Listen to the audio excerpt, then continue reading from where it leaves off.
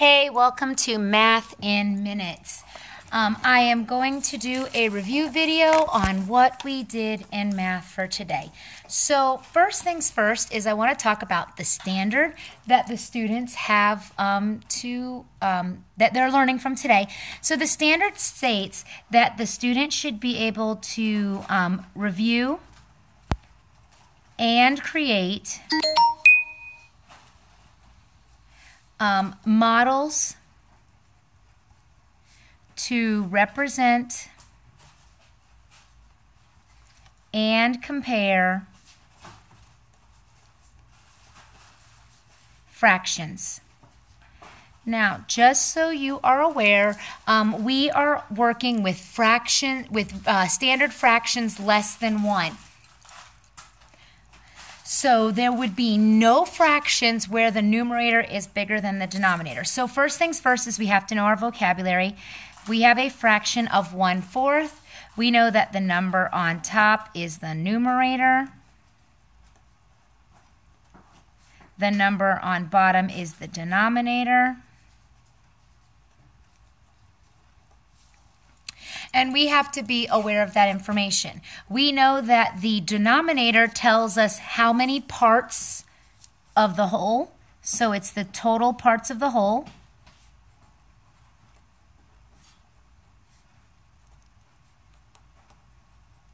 And the numerator tells us the number of pieces. So, for example, a student should know that if we needed to do 1/4, that means we have 4 pieces, and one of them is shaded. So that is 4 parts to the whole, and 1 piece is shaded. So that's part of the vocabulary that they need to make sure that they understand. Now, what we are doing is we're representing models to represent and compare fractions, and we are talking about equivalent fractions. An equivalent fraction is a fraction that takes up the same amount of space. Now, the children were actually shown 4 different ways to evaluate fractions, and all of which they need, they don't have to use any one particular strategy. They have to be able to recognize any of them if they were seen on a test, and if they have to create their own equivalent fraction, they get to choose what strategy they want. So, for example, if we have the fraction 1/2 and I need an equivalent fraction, I could do this. Let me see, I want to use a different color. So I could do this, and this is 1/2. This represents 1/2 of the fraction.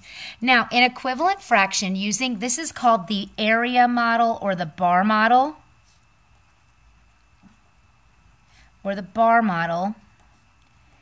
What I'm doing is I now need to divide or split my current model to make the fraction equivalent, but without changing the amount of shaded space. So I could do this right here, draw a line down the middle, and I've now changed the numbers that are in my fraction, but they still represent the same amount of shaded area. So now there's 1, 2, 3, 4 pieces, and 1, 2 are shaded. So these are equivalent. The students will need to be able to recognize this.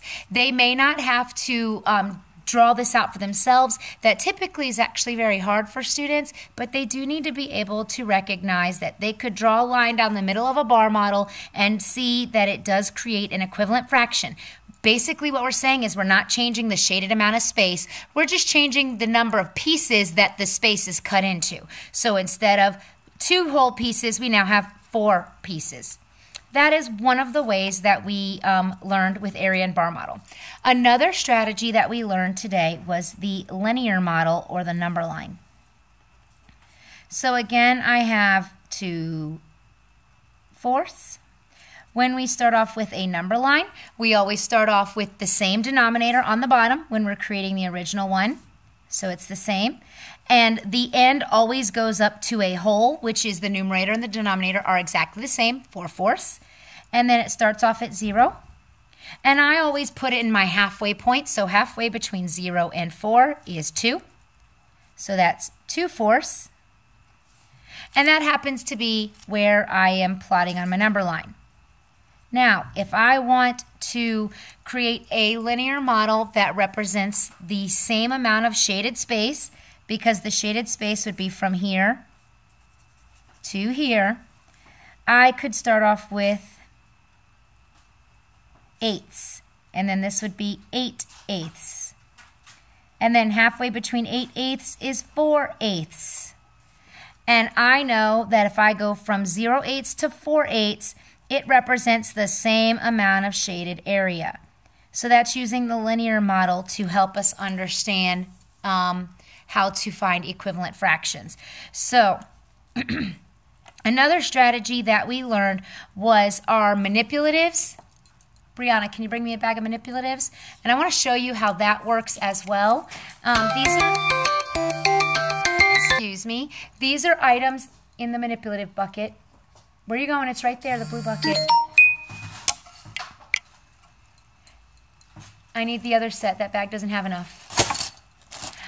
So manipulatives are, we call these fraction tiles or fraction rounds. The children do have these at their disposal, and they are able to use them during the class, but they aren't able to use them during assessment. So let me show you what these look like. These are different tiles that are marked based on the amount of length. So here I have 1/3. What I'm trying to do is I'm trying to find an equivalent fraction that matches the same amount of shaded area. So I'm going to, let's try tenths first. And this is trial and error so that children kind of get an understanding of how this works. Now you can see when I place 3/10 down here, that leaves me with a small space left over. They are not equivalent in length. They are not equivalent in the shaded space or the space available, so this is not correct. Now let me try this, 1/4. As you can see, these are not equivalent as well, and if I put a second 1/4 to have 2/4, this is now longer than that one, so this doesn't work. So now I'm going to try 6ths, and when I lay out 2/6, because there are 2 of the 6 pieces, so denominators stay the same and you just add the numerators. 1/6 plus 1/6 equals 2/6. It is equivalent to 1/3. This was another strategy that they were shown. Now, we also had, let me get all these out of my way. And then the last strategy that they were shown was multiplication strategy. Let me write linear here. And then we have the multiplication strategy. And this is when you need to find an equivalent fraction. The question may be, what is an equivalent fraction to 5/7? If I am just asking, or if the assessment is just asking for an equivalent fraction, you don't have to worry whether it's reduced or whether it is greater. You just need to find an equivalent fraction. And what you do is you multiply the top and the bottom, the numerator and the denominator, by the exact same number. Let's try 2/2. What I'm saying is I'm going to multiply 5 times 2 and 7 times 2 to get my equivalent fraction. And I would write that out here, 5 times 2 over 7 times 2, which equals 5 times 2 is 10, 7 times 2 is 14. So I have now learned that 5/7 is equivalent to 10/14. This is using multiplication. Now I want to show you one that's a little bit easier for me to draw out so you can see it. Let's try 3/5 times 2 over 2. Remember, multiply the numerator and the denominator by the exact same number. Some of the problems that I saw on the exit tickets today were students were multiplying it times 1/4 or 1/2. Whatever you multiply to the top, you have to multiply to the bottom. Numerator and denominators are multiplied by the same number. So that's 3 times 2 over 5 times 2, which equals 6/10. 3 times 2 is 6, 5 times 2 is 10. Now I want to draw it out to make sure that that is correct. And when I compare or draw them out, I have to make sure that my area is equal. So I have this here.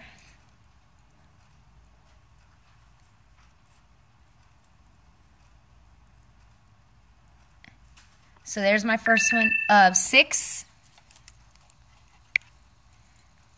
1, 2, oh, I did, that should be fifths. Sorry, let me make sure I do this correctly. So I'm drawing up my model and it should be fifths on top. There's fifths, and then I should have tenths on the bottom because this one is 6/10. And now I have 3 of these, 1, 2, and 3. I have 6 of these, 1, 2, 3, 4, 5, 6. And as you can see, they take up the same amount of shaded area. So this was the strategy of what the children had learned today. We also did another thing that I hope would help the kids, is we tried folding a paper model. So fold the paper horizontally, which means we take it from top to bottom. Let me get this out of the way. And we are going to color 1/2 of the paper.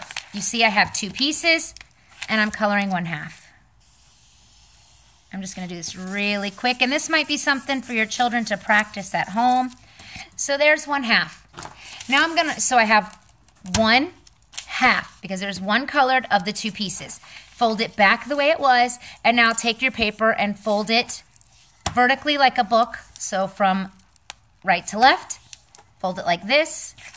So now I open this up, and I have 1, 2, 3, 4 pieces, and 2 of them, 1, 2, are colored. So I went from 1/2, which is equal to 2/4.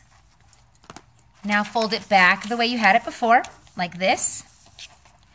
And I'm going to fold it in half again, like this. And it doesn't matter which way you fold it, honestly, because you're just trying to get a new fold.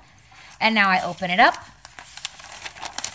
And I have 1, 2, 3, 4, 5, 6, 7, 8. I have 8 pieces total. And of those 8, 1, 2, 3, 4 are shaded. Now, the next thing, we have vocabulary. I want to make sure I get that on there. We did have some vocabulary. This was Friday's assignment. I said I was going to get one of the videos up, and I didn't get it up in time. We've been talking about equivalent fractions and comparisons. It's the vocabulary. Numerator, and we have an example, top number of a fraction. Denominator, bottom number of the fraction. And we already wrote on the original notes what the numerator and denominator mean. Here's a fraction, represents part of a whole. So when you see something in a fraction where the numerator is smaller than the denominator, that's telling you it's less than one whole. Benchmark, a fraction that helps you understand sizes of other fractions. Simplest form, a fraction that the numerator and denominator only have factors of 1 in common. And then there's an example. We have 5/9. 5 is 1 and 5. 9 is 1 and 9, and 3 and 3. The only number they have in common is 1. Equivalent fraction, that should be an I, made a mistake. 2 fractions that take up the same amount of space. So here's the example.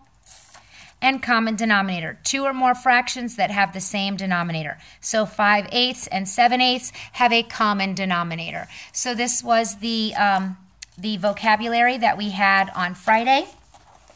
And I do want to give you a couple of practice questions, and then that will be the end of our math in minutes.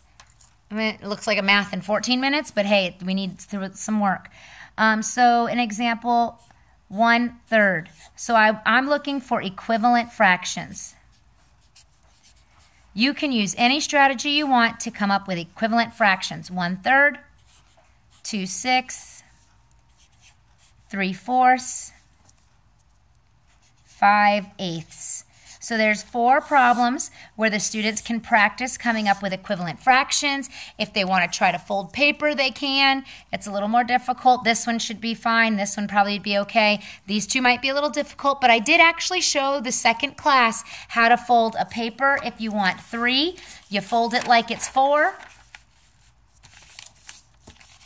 And then you just remove the 4th piece. So you just make your paper. So I would then take this piece off, and look, I have 3 pieces.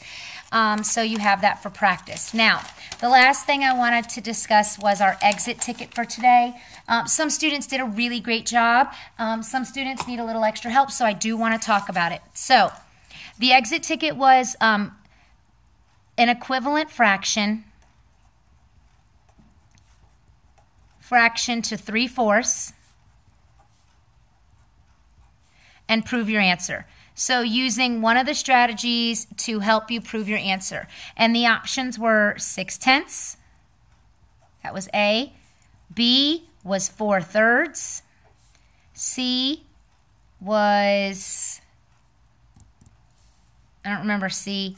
D was 6/8. Oh, I think this one was 3/8. That's what it was. Okay, so these were the options, and the students had to prove their work. Now, they could have drawn out any of the models. They could have done whatever they wanted, but they did have to give me the right answer and then prove their work. So the correct answer is 6/8. Now, this is what I could have done to prove that D was 6/8. Many students, these were pretty much all the options. If they got it wrong, these were the two that I got, and this one was overwhelming. This fraction, and I want to show how this one is incorrect. This one is 3/4, which means I have 4 pieces, and 3 of them are colored in. So I have 4 pieces, 1, 2, 3. That's 3/4. This one is 4/3. This is this plus this. And it's 1, 2, 3, 4 colored in. So remember, this is not equal to this. And when you see a numerator greater than a denominator, that means that this fraction is bigger than 1 whole. It obviously cannot be equivalent to a fraction that is less than 1 whole. So when there is a numerator bigger than a denominator, greater than denominator, that is a fraction greater than 1.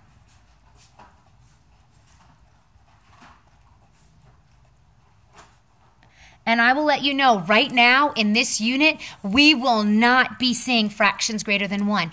Our next couple of units, we will eventually get to this, but as of right now, if this is an answer option, if the numerator is bigger than, that's not correct. This next one was the other answer option I got, and honestly, I don't understand how we got this one, so I want to explain how this is the answer. So I could have done a couple of things. I could have drawn it out like this. 1, 2, 3, 4. And then 3 of them are colored in. 1, 2, 3. And I could split it in half. And this is what I would recommend if you don't know how to do multiplication. I'd recommend this. There's 1, 2, 3, 4, 5, 6, 7, 8. 8 for my denominator. 1, 2, 3, 4, 5, 6 for my numerator. Now, we also have multiplication that you could have used. And you could try and see times 2. So 3 times 2 is 6. And 4 times 2 is 8. 6/8. And then we also have the linear model, the number line, where you could have worked it out. This is 2/4, 0/4, 4/4. That's how we break this up. And then 3/4 is here. And then we could work on 8s. That's 0/8. Remember, it has to be the same amount of distance. 8/8, 4/8,